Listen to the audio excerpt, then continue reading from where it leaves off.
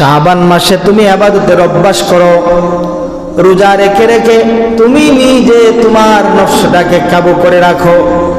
আল্লাহর বিধান তোমাকে পরিপূর্ণভাবে মানতে হবে।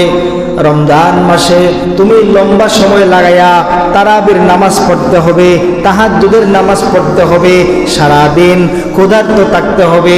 আবার তুমি তারাবির নামাজ পড়তে হবে, 5 ওয়াক্ত নামাজ পড়তে হবে। এই যে ইবাদতের কষ্ট প্রথম থেকেই তুমি যদি শুরু করো সহ্য নাও হতে পারে। এই জন্য শাবানে তুমি উপবাস থেকে, ক্ষুধার্ত থেকে, নফল রোজা রেখে তুমি অভ্যাস করো। শাবান মাসে লম্বা সময় তাহাজ্জুদ পড়ে তুমি তারাবির প্র্যাকটিস করো, তারাবিকে লম্বা সময় পড়তে হবে।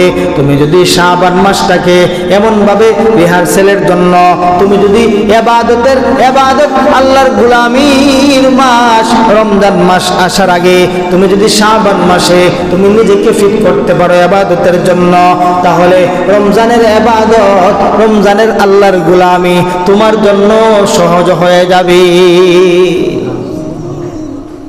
আল্লাহ নবী বলেন এই মাসটাকে মানুষ অবহেলা করে, তার মানে কেউ যদি মুর্দা সুন্নত জীবিত করে এই মাসে